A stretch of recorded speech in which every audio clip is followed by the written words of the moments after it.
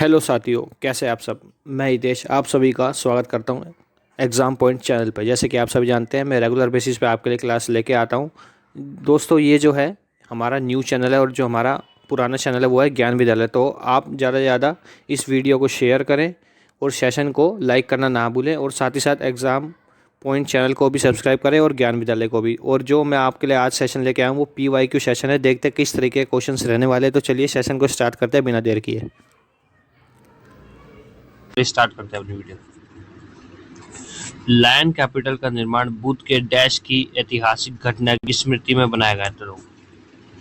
कौन सी घटना थी दोस्तों वो? तो वो घटना थी पहला उपदेश। तो पहला उपदेश महात्मा बुद्ध जी ने कहाँ पे दिया था?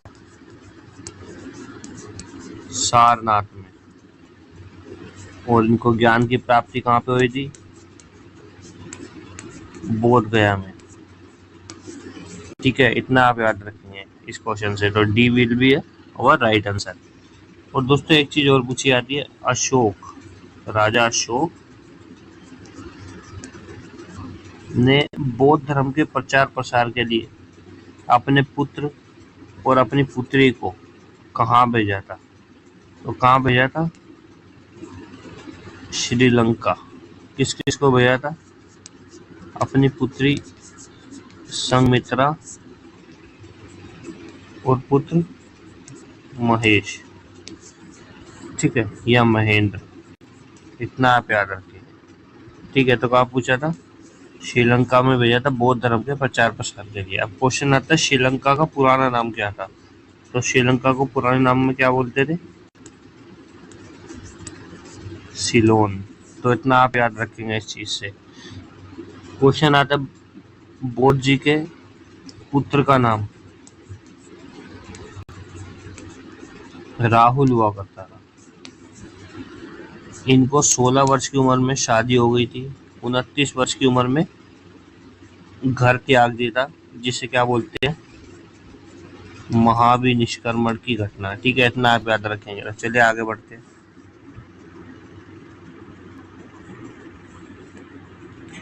खानवा का युद्ध किसके बीच लड़ा गया? तो खानवा का युद्ध राणा संगा और बाबर के बीच लड़ा गया था।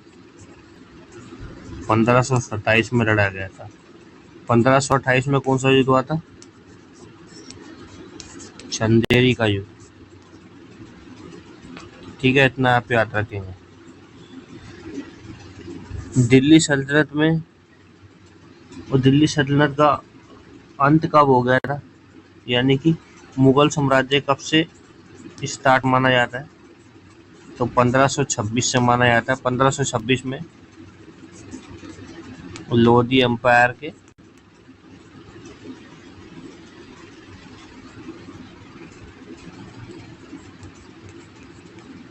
इब्राहिम लोधी की हत्या कर दी थी बाबर ने, जिसका पूरा नाम क्या है? बाबर का पूरा नाम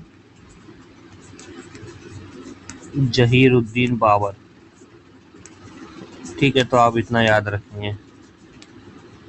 ठीक है, और बाबर ही ऐसा एक शासक था जिसने सर्वप्रथम गोले बारूद की तोप नीति अपनाई थी 1526 के पानीपत के प्रथम युद्ध में। ठीक है, तो इतना आप याद रखेंगे। तो चलिए आगे बढ़ते हैं। निम्नलिखित नदियों में से किस नदी को उसके उद्गम स्थल पर भागीरथी के नाम से जाना जाता है? तो किसको जाना जाता है? गंगा नदी को। क्वेश्चन आता है अलकनंदा और देवप्रयाग नदी। ठीक है, अलकनंदा और देवप्रयाग नदी, सॉरी, भागीरथी नदी जहाँ मिलती है उसे क्या बोलते हैं? तो उसे बोलते हैं देवप्रयाग। यानी कि अलकनंदा और भागीरथी का संगम स्थल कौन सा है? देवप्रयाग। निम्नलिखित में से कौन सा कृषि के लिए एक संस्थागत कारक नहीं है? तो कौन सा नहीं है?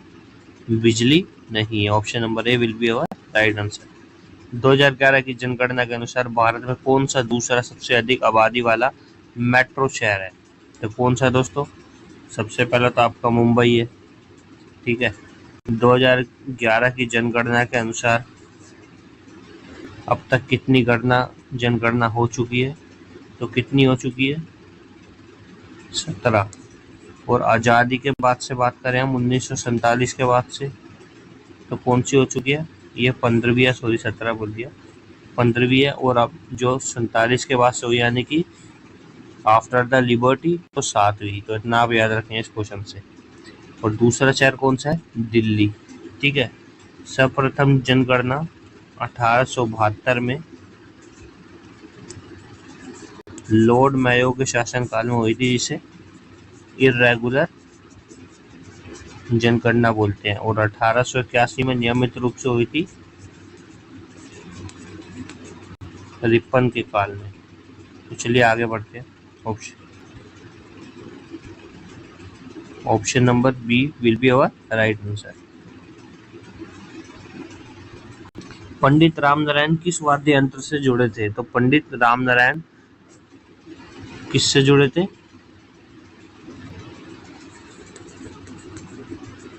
सारंगी से जुड़े थे। ठीक है, इतना आप याद रखेंगे।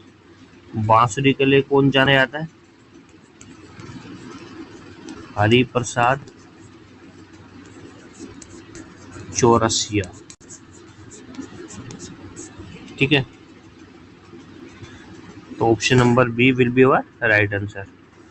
नवंबर की शुरुआत में निम्न दबाव वाली अवस्था बंगाल की खाड़ी पर स्थानांतरित हो जाती है। यह स्थानांतरण चक्रवाती निम्न दाब से संबंधित है, जो कि डैश के ऊपर उत्पन्न होता है, अंडमान सागर। ठीक है, तो option number C will be our right answer.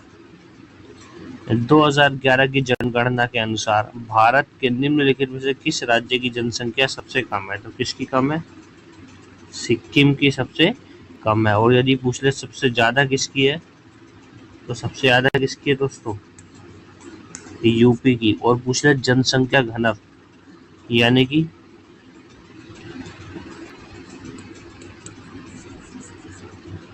High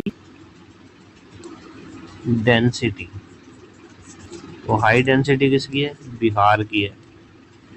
ठीक है, हाई लिटरेसी रेट पूछ लेगा, केरल का है, और सबसे कम बिहार का है। तो इस तरीके से आप याद रखेंगे हर क्वेश्चन को। ठीक है, और यदि आपसे पूछ लेगा साक्षरता दर का रेशो कितना है, तो 74.04 है।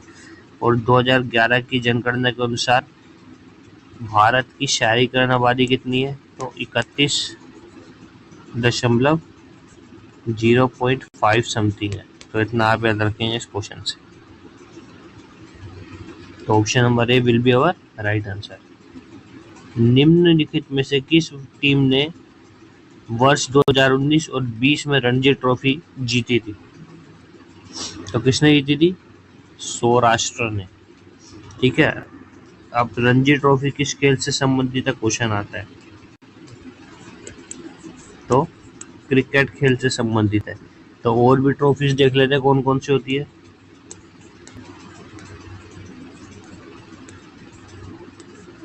देवधर ट्रॉफी होती है आपकी। ठीक है, और रणजी ट्रॉफी होती है।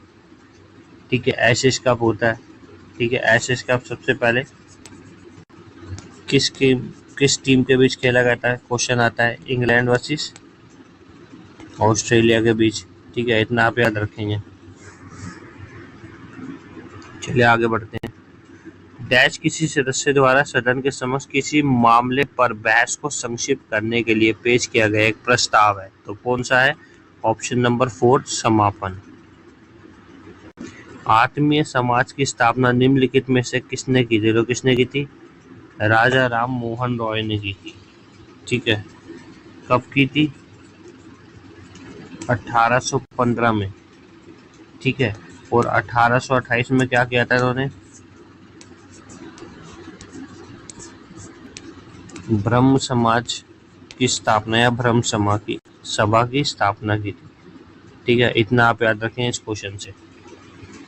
ठीक है, और दयानंद सरस्वती जी ने किसकी करी थी? इन्होंने एक नारा भी दिया था, कौन सा फेमस? वेदों की ओर लौटो।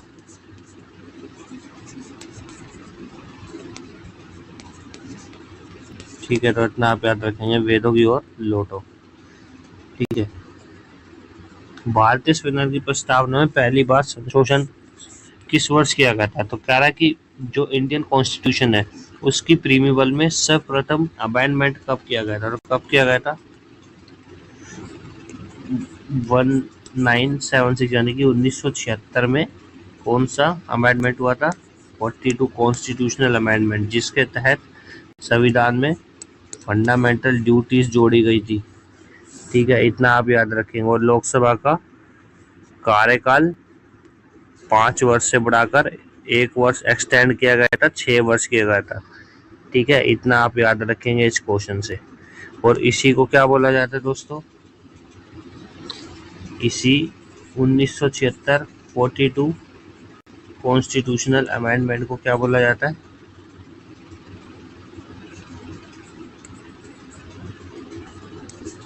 लघु संविधान या मिनी कॉन्स्टिट्यूशनल। ठीक है, तो मिनी कॉन्स्टिट्यूशन किसे बोला जाता है, 42वें संविधान संशोधन 1976 को। ठीक है, तो चलिए आगे बढ़ते हैं। Option number D will be our right answer. दोस्तों इसके जगह पूछ लेता आपसे, भारतीय संविधान का पहला संशोधन कब हुआ था, तो कब हुआ था, 1951 में। तो इस चीज़ को याद रखें, दोनों क्वेश्चन में बहुत ही डिफरेंस है।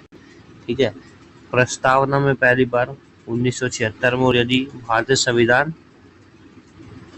में पहली बार संशोधन कब हुआ था तो 1951 में, और इसके तहत 9वीं अनुसूची को ऐड किया गया था। ठीक है, तो इतना आप याद रखेंगे इस क्वेश्चन से। चलिए आगे बढ़ते हैं। भारत ने टोक्यो ओलंपिक 2020 में किस टीम यानी किस खेल में कांस्य पदक जीता, भारत द्वारा जीता गया एकमात्र पदक यानी कि मेडल। तो कौन सी टीम थी वो, फील्ड हॉकी यानी कि स्पोर्ट्स के क्षेत्र में, हॉकी की क्षेत्र में जीता गया था। प्राइड प्रेजुडिस एंड पंडितरी पुस्तक के लेखक कौन है, option number D Shashi Tharoor. ठीक है, अब यहाँ लिखा Pranab Mukherjee. My father is Pranab नामक बुक किसने लिखी थी, इनकी पुत्री शमिष्ठा मुखर्जी ने।